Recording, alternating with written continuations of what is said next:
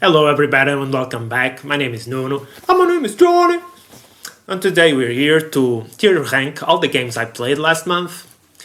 And I'm going to make this easier for you. These videos tend to be quite long. And last month was the month yet that I've played the most games, the most times. So it was a bit crazy. So to make this easy for you, I'll divide these in three sections. The first one, I'll just be talking about the games that are completely new to me. So this is basically the same as short first impressions on these games. Then second, I'll talk about the games that are not new to me but are new to the channel, which means these are games that I have not played in a long time, ever since creating this YouTube channel.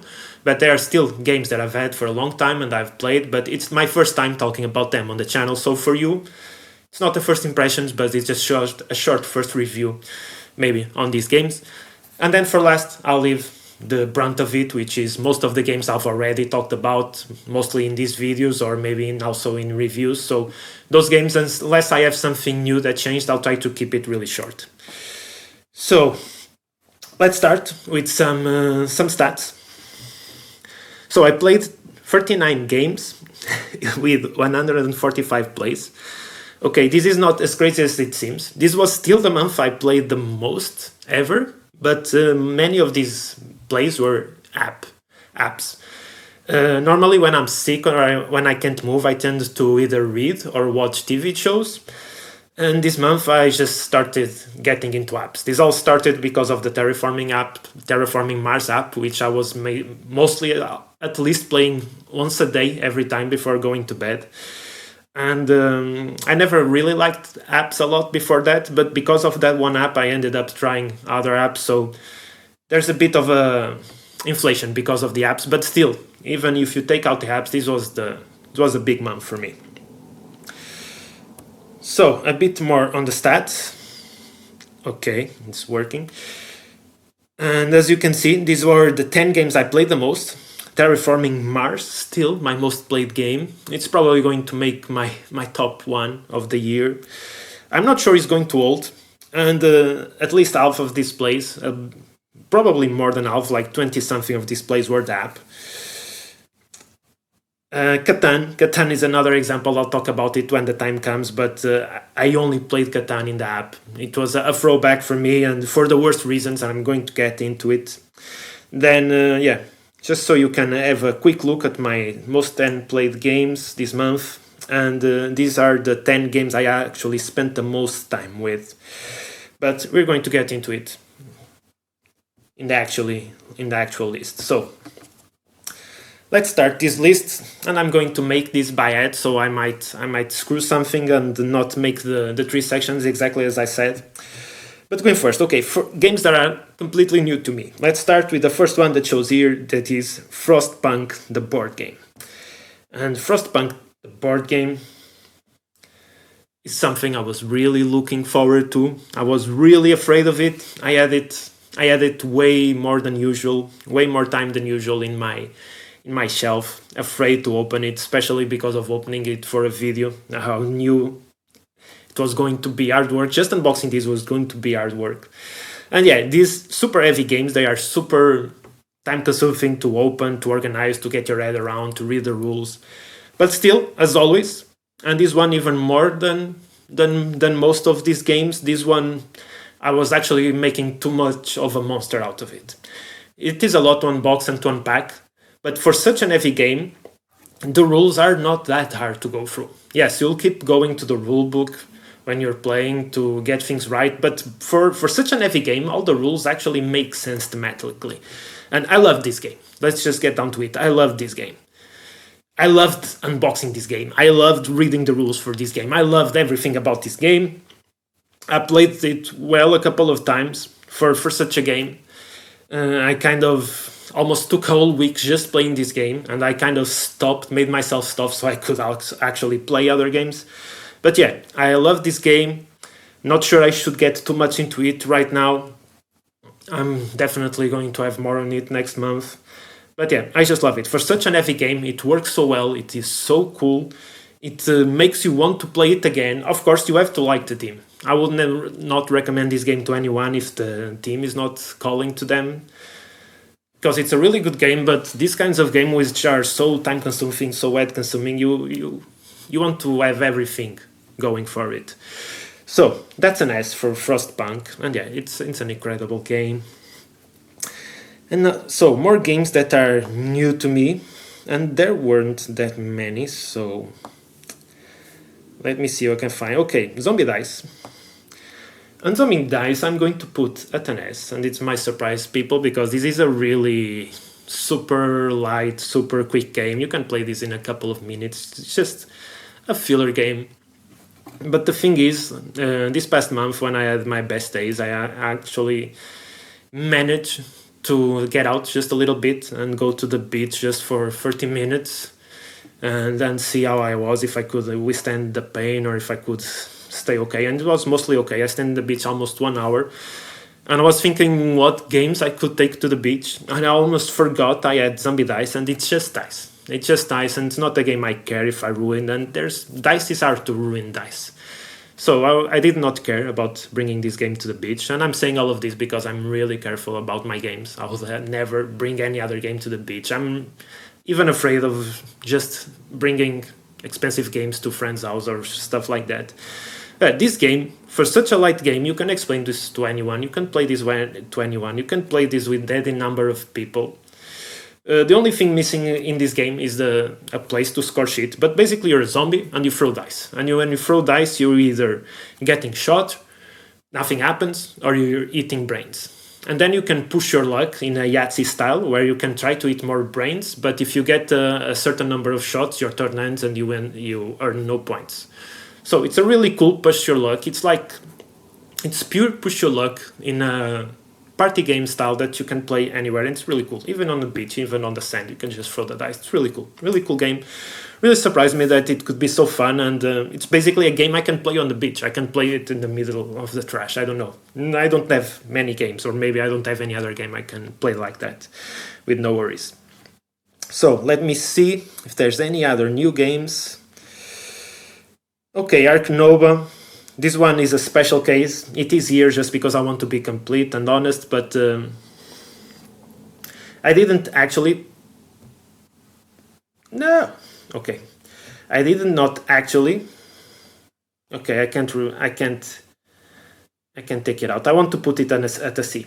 I didn't actually play Ark Nova, but since it's a game I really want to play and to try, like I did with Terraforming Mars, because it's one of the modern staples of gaming, probably the most prominent game in the last couple of years.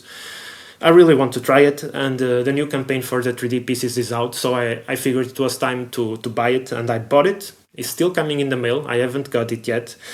But I figured out, just because I was liking Terraforming Mars app so much, why not this one as a app too? So why not get the app and try the game? And it always happens to me. If I have not ever played the game physically, I normally don't understand or just hate a digital implementation. I have big troubles in my head just getting to understand the game digitally that I have not played physically, especially a board game. And it's not like it looks like a super hard game, but it is a bit convoluted to learn in the app. So I kind of hated the experience. I only played the tutorial and I hated it, but I didn't actually experience Ark Nova, so this rating doesn't really mean much for me. And yeah, I have no idea why I can't move it around, but whatever. So I have to be careful from now on. So more games that were new to me. Did I already talk about Project Elite? I actually have no idea if I already talked about Project Elite, so maybe Project Elite was new to me. I'm not sure if I talked about it last month or not. And I'm going to put it at an A. I really enjoy this game. I just printed one of the maps of the terrain for one of the maps from a user, and I really enjoy this game. But the game, even though it's so fun, it kind of gets a bit on its own way, just because you have so much to take care of, so much to upkeep, and it's really easy to just play and make mistakes. And I have not played it a ton. I have played it like 3 or 4 times, I don't know. I enjoyed it a lot, but for now I still it still gives, for how fun and simple it is, it has a bit of an upkeep, and that's harder to forgive in such a game. For example, Frostpunk has a lot of upkeep, but all of it makes sense, and it is a super heavy experience. It makes sense for me to be that way. In Project Elite, I'm not sure they could streamline the game more, but still, this is probably going to rise to an S as time goes by. But for me, I really enjoyed it, and it's an A. An A is still really, really good. So, more games that were new to me. Kingdom Builder. Kingdom Builder was new to me. I only played it once. I'm going to put it at an A, but I see this being one of my favorite games. I'm actually surprised I like this much. I'm actually surprised people don't talk more about this game, and I do understand. I mean, it's a really old game. People have had time to play this for years and years and get sick of it. But it's the thing is, this is Through the Desert. Through the Desert and this game are basically the same game, but with some small rule changes on how you score and you position. Basically, Through the Desert has a set of rules that you always play through, while Kingdom Builder has a deck of cards which give you the rules on how you should progress or how you play and score, and those are always changing. So that's basically the difference, but they are the same game.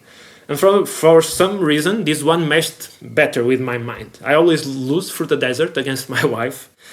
I've actually only won once, and it was this month, and it was because we were playing with expansions, so it was basically a new game, but the base game I always lose. And this one I actually won by a lot. So this one meshed well with my head. We played it once, so I see it going up, but maybe I'll just be like the rest, and this game will eventually get stale for me, but I really liked it. I'm not sure I did the best option on getting the Empire edition. It looks really cool. When you're playing, it feels really nice, but just the fact you need such an heavy box. I mean, it's not the heavier game I have, the heaviest, but it's the heaviest box I have, and that makes setup and taking out a bit of a chore. But yeah, I really enjoyed it. More new games to me. Are there any other new games to me? I'm not sure if Naturopolis, if I already played it last month, or if this was new to me this month, but anyway, I'm going to put it at an S. Right now, maybe because of just being the newest one, it's my favorite of the Polis line. Not sure that's because it's really my favorite, just the newer one I've experienced. But I've also experienced Casinopolis recently. And is it here? No, Casinopolis is not here, which means I probably played all of this last month, whatever. But yeah, it's my favorite right now. I'm enjoying it. I've tried the 2 mini expansions I've got, and I've really enjoyed it. I think I've already talked about it. It's not really that different from all the others. It's basically the same game, nothing much to add. So, okay, now I'm going to talk about games that might be new to the channel. And I say might because I don't fully remember everything. But let's start with Agricola. And Agricola, I'm going to put it at a B, and I really want to take this one out. I can't. Okay. Why? I haven't played Agricola a ton of times. And the first game I had of Agricola was really meh. And then when I played it again, I loved it. And I think I played it 2 times. This was all 2-player games. So first time learning it was meh. Second and third time I really enjoyed this game. And this month I actually played it solo for the first time. And playing it solo was really, I don't know. It was really, it was cool, but it had nothing really great happening or not happening. I think this is a game I will probably only enjoy with 2 people. Maybe with the new version coming out and the Automa, I'm going to think differently of it. But for now, it was a big letdown. I was expecting to enjoy this a lot more solo, with the cards and the strategy, just being able to do stuff on my own. And I didn't enjoy it as much as 2 players, so that's a B for me, but I played it solo. This is a solo ranking from me on Agricola, and I was just expecting a bit more from it because I really liked it at 2 players. Okay, games. And now we are in the second part. I'm talking about games that are new to the channel, not new to me. So we're going to talk about Catan. And Catan is... I was enjoying playing apps, so... even after even after I played Catan a ton when I got into board gaming, I enjoyed it, and very quickly I started seeing its flaws and preferring other games. But the thing is, when I played it online or on Board Game Geek, I tended to enjoy it more because the game was quicker, there was not as much trading, and I tried to enjoy it a bit more, to a point that I stopped playing Catan and I still played it from times to times on my desktop, sometimes when I was having breaks on my work or something like that. So I kind of thought of, let me just get that nostalgia back, and I installed the app and I played a couple of games. And I actually played a ton of games, like you can play them pretty quick on the app. It's easier to get addicted than just play a game a ton. And I played this game a ton, like 3 days in a row. And I just had to put it down and like a rabid dog and shoot it, because this game is just awful. Even in a digital form, when you can play it quick, it's just awful. This is a game, I normally don't care about winning games. I care about having fun. And if I win a game too much, or if I have an easy time winning, I don't really like a game. Normally, I enjoy it when I'm almost close to winning, when it's challenging. And the fact that I don't win means I can still improve and I want to try it again. That's normally how I am with games. But Catan might be, I'm not saying Catan has not been a super important and incredible game in board game history, but right now, for me at least, this game is just pure crap. This is a game that you're either winning or you're frustrated. Because if you're not doing well in this game, and it's actually impossible for all the players in the game to do well, because for a player to do well, somebody else will have to not be doing well. And the thing is, there's most good games, you can be losing and you're having fun. You're trying to win somehow. But in Catan, when you're losing, you're doing nothing. You just have, like, let's say a game you have 20 turns. And of those 20 turns, 15 or 16 of those turns, you're doing absolutely nothing. You're just watching. That is such a crap design. By today's standards, that's such a bad design. It's just such a bad game. Basically, the most interesting part of the game, strategy-wise, is the beginning, where you choose your places. And if you choose wrong, or if you do something, or if at any point in the game a strategy you're going for gets blocked because someone gets there first or something, the game just becomes crap. You stop playing. And I don't mind losing a game that I'm playing and having fun, but when you're losing Catan, you're not playing. And when you're winning, you're doing that to other people. So this is just a really bad game. It is addicting, I must say, but it is a really bad game, and it's almost to the point that this is becoming Monopoly. It's just a game that is not worth for me in any way. Okay, going forward, games that are new to the channel. Maybe Red Set Bet. I don't think I ever talked about Ready Set Bet in the game. I don't personally love the game, but this game is just a lot of fun. People love it. It's a game you can play with non-gamers. It's a bit convoluted for non-gamers to play. There's for such a simple game, it's actually a bit complicated because you're playing in real time and there's a lot to go through. You should, when you teach this game to non-board gamers, you should actually only teach a bit of the betting each round so people can grow into it. But yeah, this is basically a game where there's a horse race going on and you're betting on it in real time. And it's really cool. People love it. People get really excited. It's not my type of game. If I was playing this solo, I wouldn't feel a thing, but just seeing all of the other people and their emotions, for me, this is a really cool game. And I'm not putting it at an S just because it's not my favorite game, but when I'm playing it with other people, I must say that this is one of the best experiences you can have. Even if it feels more like an activity than a game, you can still think about probabilities and strategize a bit. Yeah, this is a really, really good game. And the more people you play it with, the better it gets. So, going on. Okay, the rules of everything. I'm actually unsure where to put this game. I'm going to put it at a B because it's still a game I want to have in my collection. This is basically a game of... There's probably a ton of games like this, but it's kind of a weird dexterity game. It's one of those games that the rules don't make total sense, and the game doesn't work totally well if you follow it to the rule. And actually the rules are really lacking. But this is a game mostly, so one of like those big mass market games that is just about having fun and not thinking too much about it. And when people play it, they will mostly be house ruling it in some way or another, just because the rules are so lacking.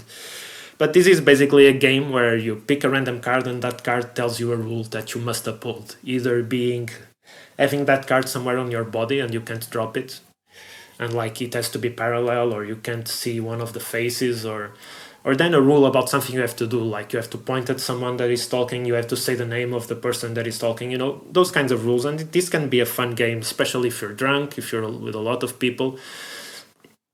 But it's not a game you should take seriously. It's not a game that sometimes it can even go like for an hour and the game won't end just because it's so random that you can get the conditions to win or not. So it's a good game to have fun if you don't care about the game and the scoring and just play it for a little bit and forget about it. So that's why it's in a B. It can be a ton of fun, but it can be really frustrating too. It's a game that definitely has its place, but yeah. Also, this is a Kickstarter game that probably is not ever going to be in retail, so hard game to get. So what else is new to me? Is Planet Unknown new to the channel? I'm not sure if I played this month or last month. I'm not sure. So I'm going to put it... No, I'm changing my mind a little bit too much. I don't want to have this game here. Okay, this game goes here. And this game goes here. So C are games that when I sum my plays, these are games I tend to dislike more than I like, but I still have some good moments with them. So that's it. There's basically a tutorial, doesn't count. So Planet Unknown is going into... I'm not sure where it should go, actually. I'm going to put it into a bit for now. So I enjoyed this game. It's really easy to play. I think I enjoy it more than I think, because I did play it more than I think I would. I guess I was a bit disappointed in this game. I was hoping for World Wonders 2.0, and this just feels like a different World Wonders. And it feels actually lighter to me. Like there's less strategy, there's less thinking about stuff. Still, it's a fun game. It's a cool game. I'm still exploring it. My wife loves it already. And this probably is going up with time, and it's probably a game I'm going to play next when I have a group of friends, because I've only tried it solo and at 2. And I must say it works best. For now it works best at 2 than solo. But yeah, it's a game that I think this is going to grow on me. It's basically a polyomino game about terraforming planets. And it's a simple one. I don't know, I think people think this is World Wonders 2.0. So games that are new to the channel, Taboo. And Taboo is actually a really surprising game, and I'm going to put it at an S, which is something I never thought I would. In a way, this reminds me of the Rules of Everything, where it's a game. The game certainly works, and you can play a game normally, but this is a game I mostly prefer to play with non-gamers, and mostly other people that are really maybe have a hard time understanding games or doing anything. Even light games sometimes are hard for them to understand or win. And Taboo is just a ton of fun. Taboo is a game about you trying to get someone to say a word, and you can explain anything you want to them so they say that word, but there's certain taboo words you can say.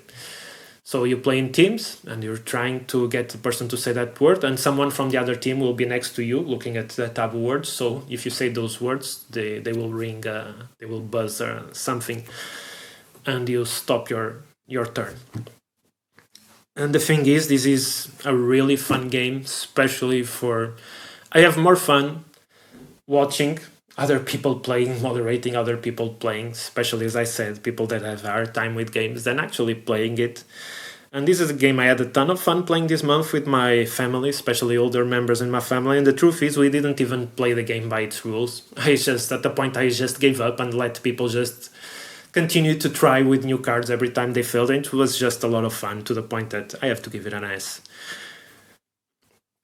The game works so well for a certain group. I have not had a bad experience with it yet, even though on paper it's not a game I love at all. I would never play this with most of my board gamer friends.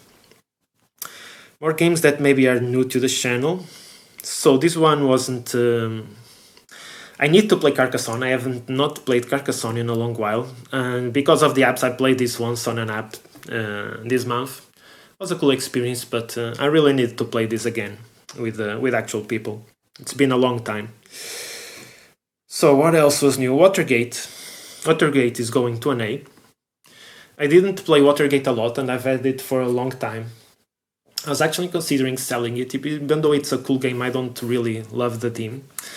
Still, I played it again this month, and I was really surprised that I really enjoyed it, and I think I have to play it more. It's such a shame that I don't get drawn to it, and I don't love the theme, but I think if I played it more, it's probably a game I'm going to enjoy a lot. But for now, I can't really say much. So, what else might be new? Tiny Epic Zombies was an awful experience this month. I've not played this a lot again, and when I played it, I only played it solo, and I enjoyed it quite a lot. I think it's a game that's way too convoluted and way too hard for what it is. If it was streamlined, it would be an awesome game. I really wanted to play it more, but as you take some time from it, just thinking about getting through all the rules, just getting through all the rules of this is almost the same work as going through the rules of Frostpunk. And this is a super light game, so that's its problem. And I only played it solo, and this month I played it for the first time. I played it with another person, so we were 2 people and I controlled the zombies. And I must say that controlling the zombies in this game, you're not playing a game. You're doing basically nothing. You're doing less than someone running a Dungeons and Dragons game. I don't know, this was really not fun for me. And for some reason, the other player, seeing that I was not doing anything or playing, and they was basically playing the game and I was running it, they got sick and said, let's just play something else. This is not fun. And yeah, I really had a bad experience. So yeah, maybe it works if you're running the zombies and there's a group of people that play together. Maybe this works better. Maybe this was just not the right person to play with. But for now, I only enjoyed this solo. I need to pick it up again solo, see where I stand with it. But for now, it was an awful experience. So Santorini. Santorini is a game I always enjoyed a ton, but I never really played it much. I think I only have 2 abstract games. It's Santorini and Onitama, and I always enjoyed this a ton more than Onitama. Maybe because it's asymmetric and simpler to get into. I really enjoyed that, but I never had people to play with. And again, this is a game I played solely on the app this month. I really enjoyed it. I was playing, like, they have a mode called Pantheon, where you just solo play, like, there's various kinds of challenges that you play and you unlock more. And those challenges are basically, you have a set character and you have 1 or 2 matches or 3 that you have to play against, always against another character, and they go up in difficulty. And I really loved it. I really enjoyed it. It made me remind me that I need to play this game more to get people to play this game. There's some challenges. I mean, there's some matches against some gods against another gods that certainly feel not balanced at all. They almost seem impossible to win at any cost. But I still have a lot of fun just trying to do that. So this might not be a super awesome game for everyone, especially if you're going to get frustrated that this game is really imbalanced on the matches. But if you don't care for that and you like seeing the challenge and seeing if you can overcome it, no matter how difficult it is, this can be an excellent game, and I personally love it. But if you want something more balanced, I'll definitely tell you to go with Onitama. It's just my personal thing. So games that are new to the channel. Jaipur was one of the first games I ever played, that I ever got. It's a game I would recommend anyone starting the hobby and looking for a 2-player game. It's just so simple, so perfect, it works so well, and I was really surprised to see that all these years after starting the hobby, after I'm playing heavy games, this one still shines. It feels so good, it's so cool. It actually has a bit of depth to the strategy that I never figured out when I was first starting the hobby with this. But when I was playing it now, I was like, no, you can actually, when you get camels, when you don't, there's like a ton of cool stuff you can do it. And it's such a simple game to teach anyone. This is such a good game. Wholeheartedly, this is the game I most recommend to anyone starting the hobby. So, more stuff that is maybe new to the channel. And I'm actually not sure. Okay, Vaalbara, I'm sure, is new to the channel. And I played this at 2 players, which probably isn't the best player count, but this is just a game that works really well. It's really simple. When you're first teaching this to new players, it might seem a bit convoluted, just because there's like 13 characters that they have to understand the power. But once they start playing, halfway through the game, they already understand all of it. And the fact of you pretty easily start getting in that mindset of trying to figure out what card your enemy is going to play, because this is a simple set collection game. But what matters is the turn order, and the turn order is decided by a couple of cards that you and our enemies have, and they are all the same cards, and they have a number from 1 to 13 or something, and whichever you play has a small ability, and the number dictates the order. So it's just a bit of a guessing game. And it's really cool. It's a really cool game. I'm ashamed that I don't get to play this more, because it's a really good simple game, and that plays like 5 or 6 players. I'm just going to say 5. I'm not sure about the 6. It's a really good game for that number of people. And there's a cool art, cool team.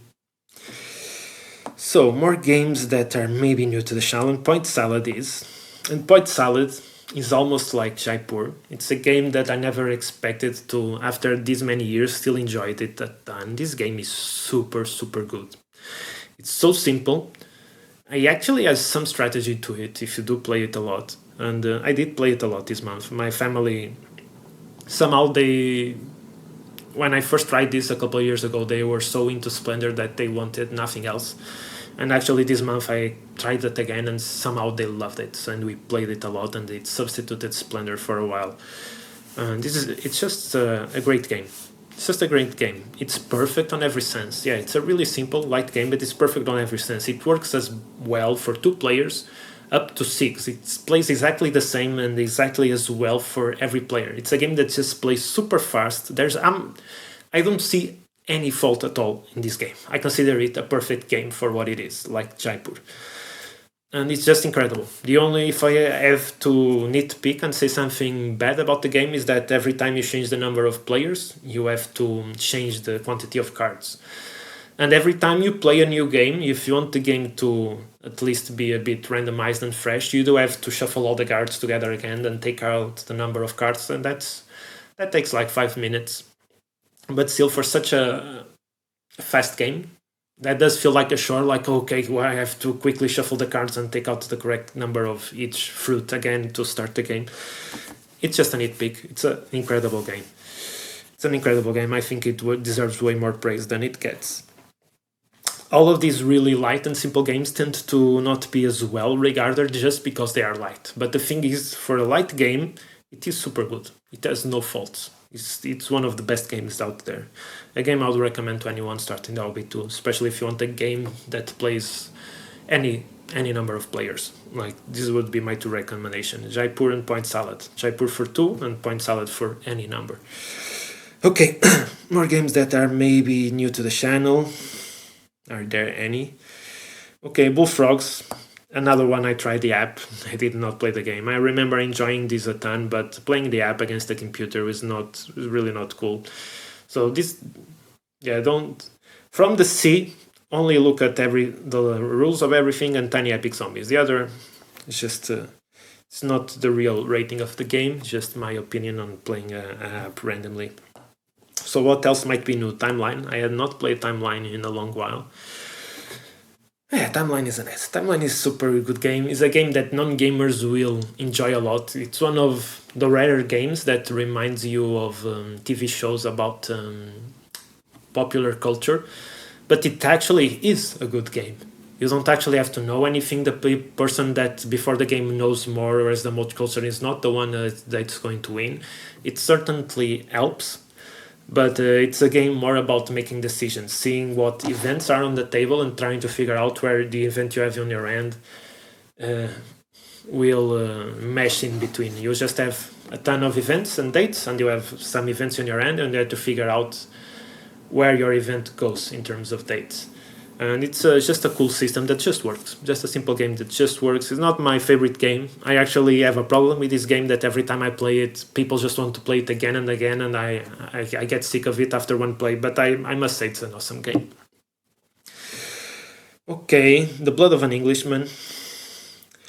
I can't exactly just put this at an S after playing it one time, especially a game I only played like 2 times before this. It's a game I definitely need to play more. A couple years ago, I bought a ton of light two-player games, and I never really played most of them as much as I should, but I really love the challenge of an Englishman. It's an asymmetric card play, and it feels a bit unbalanced. I played the Giant, which, at least for me and my wife, it certainly feels like harder to get your head around. Like, I lost all the games we played, but we played this a couple of times in a row, and it was really fun. I can't say that it's unbalanced because I do need to play it more. It's just, at least for new players, Jack, the Jack character just feels easier to start with than the Giant. But the challenge of the game is really cool, and I really enjoyed it, and I need to play it more. So, what else is new to the channel? Lords of Waterdeep is a game I only played with an app. Again, not the best experience, but certainly better than the others. But yeah, this is a game. It's a game I'm a bit... I think I grew out of this game without ever playing it that much. I did play it a couple of times when I got it, but I still need to try it with expansion again with a group of people a couple of times, because if not, maybe this is a game I should get rid of, because I have too many worker placement games. It's the genre I most liked when I started the hobby, and this is a really first good entry into that, but I don't know. I need to try it again to make sure if this is just not good to anyone who has any other worker placement games. If it's just a good entry point, I would just rather play something else, because there are the other entry points that might not be as simple, but you can definitely teach them. Anyway, what else here is new? Seven Wonders Duel, I played it in an app with my wife, and I must say the app is not... It's not the best. It works, but it's ugly, and it's just hard for someone who's not played the physical version to suddenly play it on the app. So it was a bad experience, but don't take it as anything. It's just an app. Agropolis. So, okay, no. Paris, I'm going to put at an A. La Cité Lumière. It's a really cool two-player game, polyomino game. It is a bit super strict compared to other polyomino games, where it's not that type of a game, but it's kind of punishing, which is okay because it's a really fast game, because you first set the ground where you're going to put the polyominoes, and then you put the polyominoes. And as you're setting the ground, you're basically limiting what polyominoes and shapes you can have. And at the same time you're doing that, you're also getting the pieces that you'll have to put. And if you're not able to later put those pieces, you get penalized. And the thing is, the ground that you're putting and that your opponent is putting, some of that can go to either you or your opponent. So whoever gets to certain spaces first will completely change what you can and you cannot do. So it's a fun game. It's a fun game where it has a bit of... It's not a push your luck game, but it certainly has a bit of that element, because you have to be really careful about what you're planning to do, because you're not going to be able to do it all. But also, if you don't try enough, you may also lose some. So it's an interesting game, and I think there's a certain group of people that will love this game. But yeah, it feels a bit more strict and restricting than the other polyominoes like World Wonders, and also, there's a game that has a hard time fitting into the box, which I don't love. But that's a nitpick. It's a really cool game for two players, especially if you love the theme and the look of it. So now we're going to go fast into the games I've already played a ton. So let's start. Tinderblox. I'm putting it at Internet. This game continues to surprise me. This is a game anyone can play. I'm actually getting better at it. And I've had games where people have gone like to the third or fourth turn, everyone around, which is super hard. It's a game that falls apart really easy. It's a dexterity game that is a bit simple and stupid, but it starts with a really hard level, and every time someone plays it just gets harder and harder. I don't even imagine playing this with a ton of people, because I think the game would never leave the first turn. Like, it's going to fall down before people play, because it's that hard. But it just surprised me that people enjoy it, and it's a game. It takes 10 seconds to set up. It's just... You can't fault a game that for what it is, it's perfect. You can have a good experience in 1 minute, and that's it. How many games can do that? Final Girl. I keep loving this game. I actually played it more than usual this month. And I love this game. I love the theme of this game. I actually love this game more than the movies it's based on. And I already have from the mail. I already have Station Something based on the thing. I already have Carnival of Something, which not based on any movie, but I'm sure I will enjoy. I also can have the one from Terminator and Alien and Zombies somewhere in my mailbox to open, and I just can't wait to try them. This is an awesome game. It's not a game I would recommend to anyone. It's basically a game about mitigating luck, and it's a swingy game, but thematically, it's probably the best thematic game I have. This just makes sense thematically, everything makes sense. You should only buy this game if you're okay. This is basically a horror movie. And when you're playing this, you can be anyone in a horror movie. From the hero that makes it to the end and kills the monster, from any of the other characters that just has bad luck and will die through the movie. So if you're okay with that, this game will be awesome. Because even though this game is well regarded, I see a lot of people in the internet just going crazy that they can't win or frustrated that they can't win. This is not a game about winning. It's a game about having fun and experience the theme. And if you're into that, this game is for you. And which one should you buy? Buy the starter pack if you want just to start easy, but if you're able to read a bit of rules, and it's not that hard, just go with whatever movie you love. If you love the movie and the theme, I'm sure you'll be able to go through it. So continuing, Castles of Burgundy. And I'm putting these, I'm not sure if at an A or at a B. I'm going to piss a lot of people off. I don't know. I always heard that Castles of Burgundy is a game that normally you take some time getting it into. And I think I'm still at that stage. I played this a couple of times, the original solo mode, this month. And what I've figured out is that I kind of started understanding the logic behind it, and it didn't become more fun for me. So I'm kind of scrapping the original solo mode, for me at least. I might try it once or twice more, and that's it for me. And from there I'm going to try the Automa to see how it goes. But I've also played it 2 players. And for example, my wife loves this game. It's one of her favorite games. But for me personally, it's still, I don't know. I enjoy it. I definitely enjoy it more 2 players. If I was just ranking it as the original solo mode, I would put it at a C or a D. And the 2 players, it was almost an A to me. So right now it stands at a B.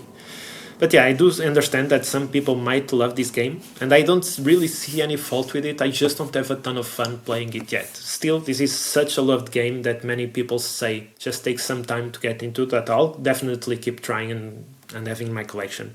I don't have a bad time playing this at 2 players. I just hoping it is more than I get for it right now, because it is an expensive game.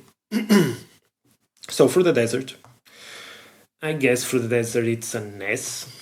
I did enjoy Kingdom Builder more, but for the desert it just looks so good and it's just so fun to play, even though I always get beat. I actually tried some of the expansions for the first time this month, and it was really cool. I really like reading new rules, trying new things. I really like that. I'm not like most people in that regard, and the fact that we had some new stuff going and actually beat my wife felt really cool. So yeah, it's a game I continue to enjoy. This is mostly my wife's favorite game, but yeah. I shouldn't lose so much time with these games I already played, so let's make this faster. So Menara. Menara is an A. Menara definitely has potential to be an S at times. And some of the plays we had this month I played it with 2 different groups, some friends, and we had a blast playing it, and then I played with my family, and this suffers from the problem that all cooperative games suffer. If the people playing around the table don't see eye to eye, or they get too hung up on what one is doing and screwing the game for the others, this can be a really bad experience. So many classic co-op games suffer from that, and that one does so, and that prevents it from going further, because apart from that, it's a cool game. It's a really fun game. Las Vegas Royale. I'm not super sure if I should put it at an S. It is a game when you're first trying out, I think I'm going to put it at an A. It's a game that when you first try, for most people, what I find is they love this game. This is like a super interesting way to do area majority. And in the game that it's not a war game, people don't even realize they're playing an area majority game. Even if they do play war games and they're a majority, sometimes they don't even realize until you say, hey, this is an area majority game, and they're like, yo, you're right, it is.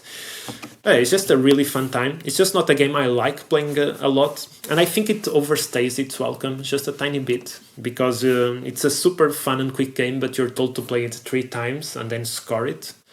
And by the 3rd time you're playing it, it's already been an hour, and I think that's a bit too long for the game.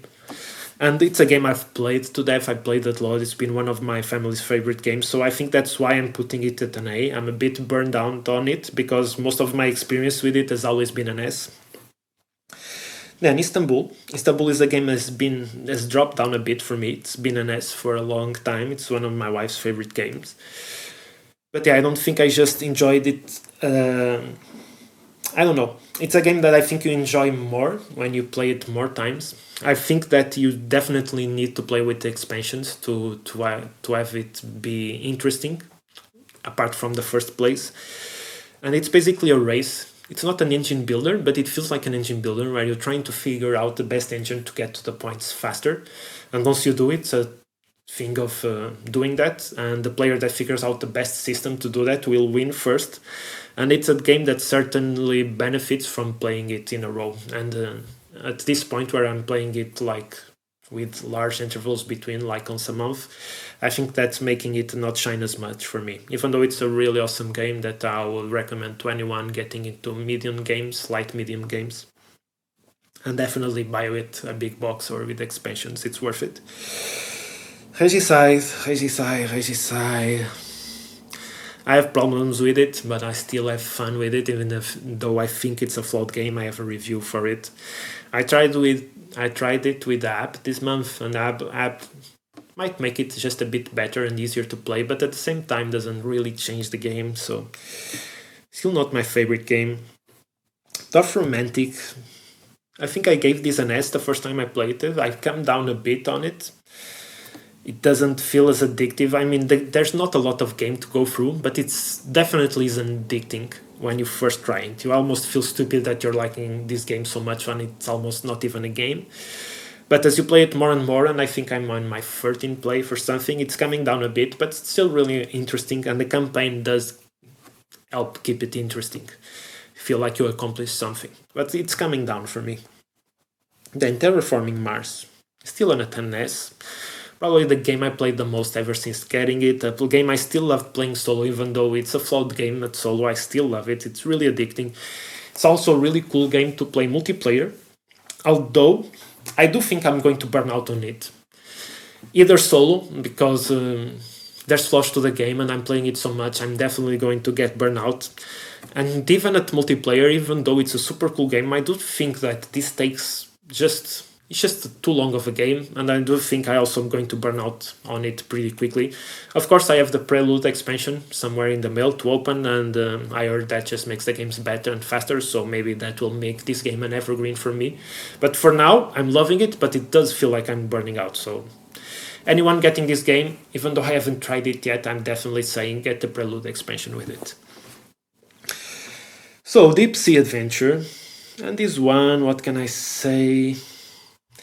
Yeah, it's an S. This game is like Tinderblox and Timeline. This is not that great of a game, but the thing is it's super fast setup and you just have fun. And you can play this with non-gamers. It's just a fun game to play.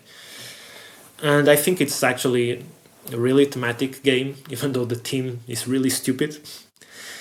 And yeah, this is probably not for everyone. I see comments on BGG that people hate this game or think it's not thematic at all, so it's definitely not for everyone, but I always have a lot of fun when I play it.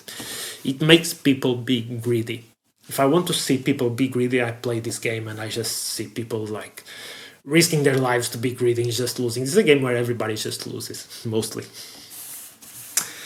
Then Warp's Edge, my favorite solo game that is not flawed. And yeah, this is a Scott Holmes game. It's its best game for sure, and it's his most streamlined and simple game, and still I was getting rules wrong at this point. Jesus Christ, people pointing out that to me in YouTube, and I really thank them. I'm going to do another playthrough. This time I will get the game right, I'll try. This is a really super fun game that actually has a lot of content for such a small box. it would be really cool to have more, especially to have a campaign for this. I need to have a review for this game for sure, coming soon. Then Splendor. For the first time, I'm going to put it at an A, because I didn't play it for such a long time, and when I played it again, I was like, I was being a bit harsh with this game. This game is so good for anybody. Anybody can get addicted to it, non-gamers. And it's still an awesome game that I recommend to anyone starting their collection or to having to play with their families. But again, we are playing it a ton, so I'm already feeling burned out on it. I actually start playing it worse and having lower scores and just getting last place because I don't know, this game just tires me. But yeah, it's an awesome game. I played it way too much, more than I want to. And then to end, Agropolis.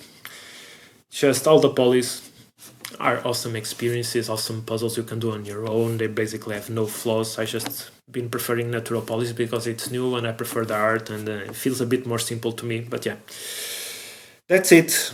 I hope you enjoyed this video. I try to speak a bit faster. I have no idea if I actually did what I was supposed to do. 50 minutes, fucking hell. Sorry guys, this was an hour, Jesus. Anyway, I hope you enjoyed the list this month, and as always, play more games and stay awesome.